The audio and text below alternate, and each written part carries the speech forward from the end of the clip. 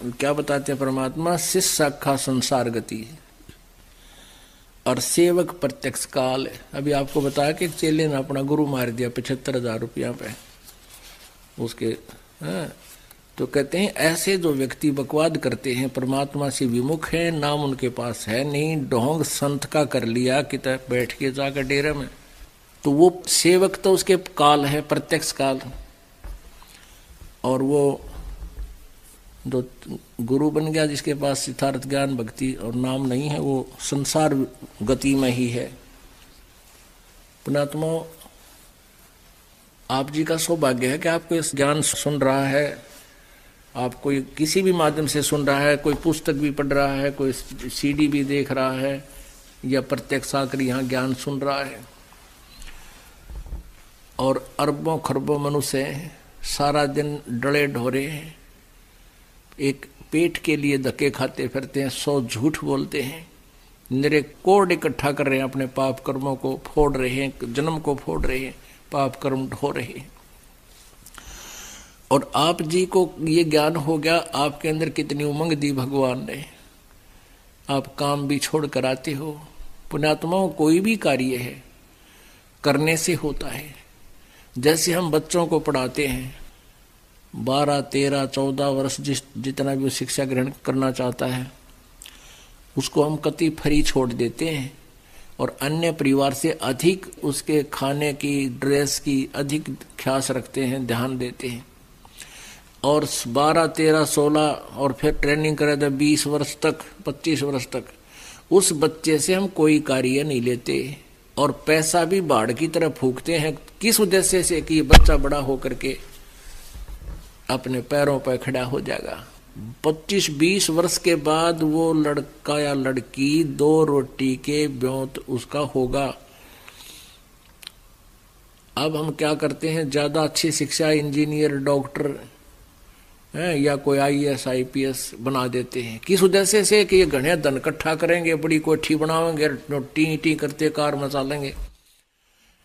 ये उसका दुश्मन होगा आखिर में, क्योंकि उसमें मान बढ़ाई आ जाएगी, माया की हवस बढ़ती चली जाएगी और होगा वही जो उसके भाग्य में है, पहले पूर्व निर्धारित है, वही बच्चे इन पोस्ट को प्राप्त होते हैं। ना तो सभी इसी उद्देश्य से पढ़ते और पढ़ाते हैं।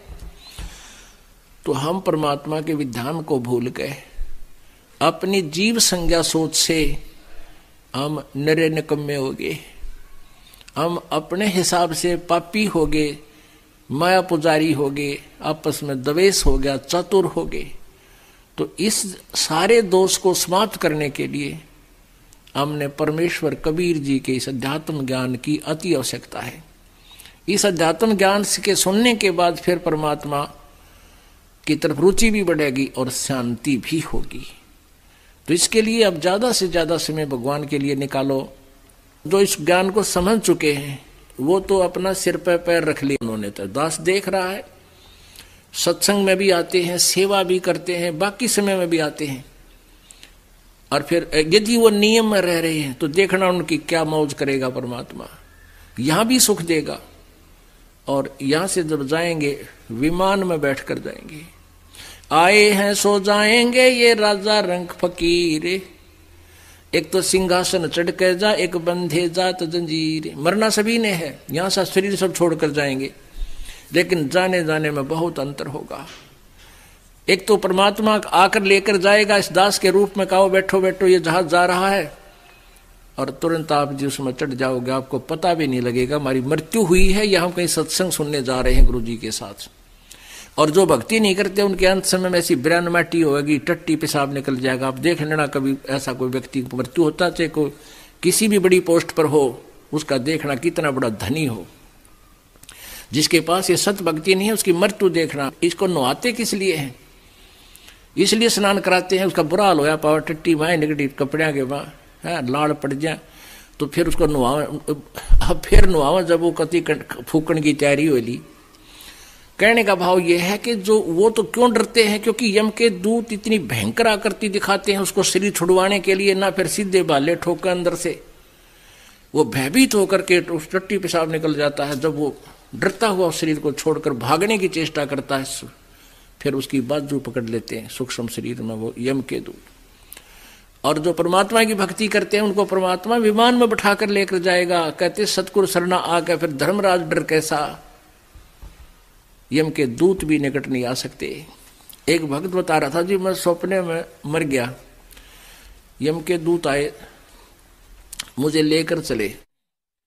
मैं बोला रखी चले भाई, चल सत्संग में चलाएंगे। मैं उनके साथ हो लिया। आगे जाके वो कहने लगे कहाँ ले जा रहे हो मुझे, सत्संग तो नहीं है, ये सामने लिख रखा है यमराज यमदूत। ने बोला तुझे धर्मराज के पास पेश करेंगे, फिर तेरा बकल तारेंगे। बोला मेरा और उनकी लड़ाई होगी कि तुम्हारा और हमारा के मेल भाई, हम तो कबीर जी के चेले हैं, शिष्य हैं, कबीर जी के उपासक है, हमारा कबीर इष्ट है, हमारे गुरु जी ये हैं, और हमारा थारा कोई मेल नहीं, धर्मराज काम नहीं जाया करते, भाग यहाँ से। उनकी लड़ाई होगी शुरू। एक तो लड़ेगा, एक बाज के उस धर्मराज के पास गया, कहने लगा जी एक न्यू का है, हम तो कबीर जी के पुजारी हैं और उनके शिष्य।